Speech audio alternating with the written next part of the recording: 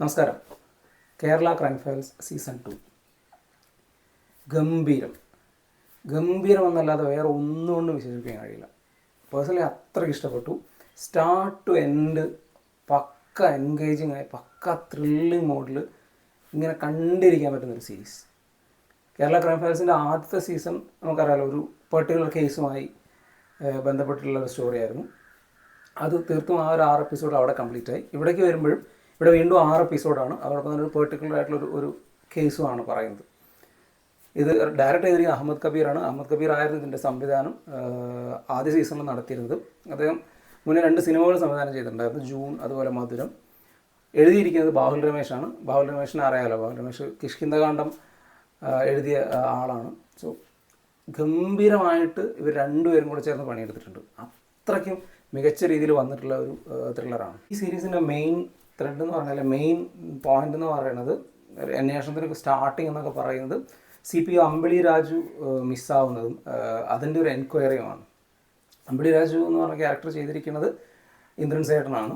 അപ്പോൾ ആ ഒരു മിസ്സിംഗ് കേസിനെ അന്വേഷിച്ച് പോവുകയും ദെൻ അതിലേക്ക് കണക്ട് ചെയ്ത് വരുന്ന മറ്റ് ലിങ്കുകളും മറ്റ് ക്യാരക്ടേഴ്സും അങ്ങനെ മുന്നോട്ട് പോകണം. ആ ഒരൊറ്റ കേസിലാണ് സ്റ്റാർട്ട് ടു എൻഡ് പോകുന്നത്.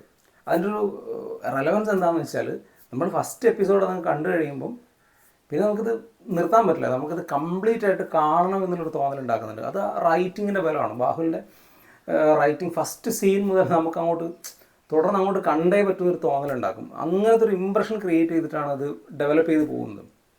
സോ സ്റ്റാർട്ട് ടു എൻഡ് അത്രയ്ക്കും നമുക്ക് കിഡിലൻ എക്സ്പീരിയൻസ് തരുന്നുണ്ട്. ദെൻ സ്റ്റോറി ഒരു ത്രില്ലർ ആയതുകൊണ്ട് തന്നെ കൂടുതൽ നമുക്ക് പറയാൻ കഴിയില്ല. ദെൻ ഇതിൽ വന്ന ക്യാരക്ടേഴ്സ്, എസ്പെഷ്യലി അതിനകത്ത് 2 പ്രധാനപ്പെട്ട ക്യാരക്ടേഴ്സ്, അയ്യപ്പൻ ആൻഡ് അമ്പിളി രാജു. ഇത് ചെയ്തിരിക്കുന്നത് ഇന്ദ്രൻ ചേട്ടനും ഹരിശ്രീ ചേട്ടനുമാണ്. ഒരു രക്ഷയുമില്ല. റൈറ്റിങ്ങിൻ്റെ ബലം ഉള്ളതുകൊണ്ട് തന്നെ വളരെ ഡീപ്പ് റൂട്ടഡായിട്ടും ലെയേർഡ് ആയിട്ടുള്ള ക്യാരക്ടേഴ്സ്.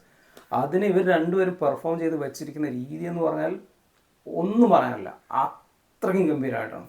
പ്രത്യേകിച്ച് ഹരിശ്രീ ചേട്ടനൊക്കെ ഈ ഒരു സ്ക്രീനിലേക്ക് ഒരു പ്രത്യേക അപ്പിയറൻസിലാണ് വരുന്നത് തന്നെ. അത് ഭയങ്കരമായിട്ട് ഞെട്ടിച്ച് കളഞ്ഞെന്ന് തന്നെ പറയേണ്ടി വരും. ഇന്ദ്രൻ ചേട്ടൻ്റെ ക്യാരക്ടർ നമുക്കിങ്ങനെ, പുള്ളി സ്ക്രീനിൽ വരുന്നില്ലെങ്കിൽ പോലും മറ്റ് ക്യാരക്ടേഴ്സ് പുള്ളിയുടെ കഥാപാത്രത്തെക്കുറിച്ച് പറയുമ്പോൾ നമുക്ക് ഭയങ്കരമായിട്ട് റെസ്പെക്റ്റ് തോന്നുന്നൊരു ക്യാരക്ടർ.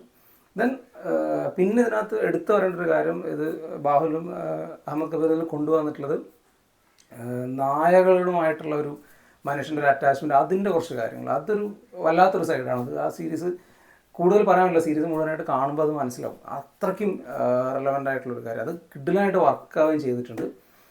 ദെൻ പിന്നെ ഇത് ടെക്നിക്കലി ഭയങ്കര ക്വാളിറ്റി ഉള്ള ഒരു സീരീസാണ്. ഇതിൻ്റെ മ്യൂസിക് ചെയ്തിരിക്കുന്ന ഇഷാമാണ്.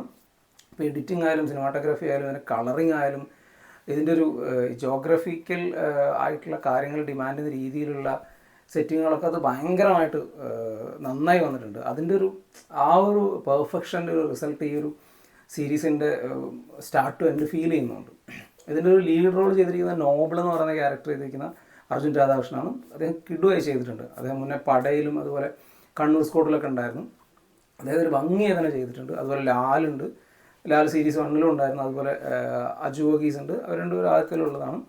അത് ഭയങ്കരമായിട്ട് രണ്ടുപേരും വളരെ പക്വതയുള്ള പോലീസുകാരായിട്ടൊക്കെ ബിഹേവ് ചെയ്തിട്ട് ഗംഭീരമായി ചെയ്തിട്ടുണ്ട്. ഇപ്പോൾ ലാലിൻ്റെ ഡബ്ബിംഗ് ഒക്കെ എടുത്തു പറയണം. പുള്ളിയുടെ ഡബ്ബിങ് എപ്പോഴും വിമർശിക്കുന്നതാണ്, പക്ഷേ ഇതിനകത്ത് ഭയങ്കര പെർഫെക്റ്റായിട്ട് തോന്നിയിട്ടുണ്ട്. ദെൻ അതുപോലെ അതിൽ വന്നു പോകുന്ന ചെറിയ ക്യാരക്ടേഴ്സായി ചെയ്തവരൊക്കെ തന്നെ വളരെ നാച്ചുറലായിട്ട് തന്നെ എന്താ പറയുക ചെയ്തിട്ടുണ്ട്. പിന്നെ എവിടെയും നമുക്കൊരു റിയലിസ്റ്റിക് ഫീൽ അല്ലാതെ വരില്ല. നമുക്കൊരു ഗിമ്മിക്കുകൾ അങ്ങനെയൊന്നും എവിടെയില്ല. എസ്പെഷ്യലി ഇതൊരു എന്താ പറയുക, ഒരു പോലീസ് സ്റ്റോറി ആയതുകൊണ്ട് നമുക്ക് വളരെ റിയലിസ്റ്റിക് അപ്രോച്ച് ആയതുകൊണ്ട് തന്നെ ഭയങ്കരമായിട്ട് കണ്ടിരിക്കാൻ രസമാണ്. അപ്പോൾ എവിടെ ഒരു വീഴ്ചയും എനിക്ക് തോന്നിയില്ല. എനിക്ക് പേഴ്സണലി അങ്ങനെ ഒരു വിമർശനവും പറയാനുള്ള അല്ലെങ്കിൽ ഒരു പോരായ്മ ചൂണ്ടിക്കാണിക്കാനുള്ള ഒരു പോയിന്റ് പോലും തോന്നിയില്ല. എല്ലാ കാര്യങ്ങളും മികച്ച രീതിയിൽ വന്നിട്ടുള്ള 3 മണിക്കൂറിൽ താഴെയുള്ള ഒരു പെർഫെക്റ്റ് ആയിട്ടുള്ള ഒരു ത്രില്ലർ സീരീസാണ്. സോ തീർച്ചയായിട്ടും കാണാൻ ശ്രമിക്കുക. ഹോട്ട്സ്റ്റാറിലാണ് സ്ട്രീം ചെയ്തിട്ടുള്ളത്.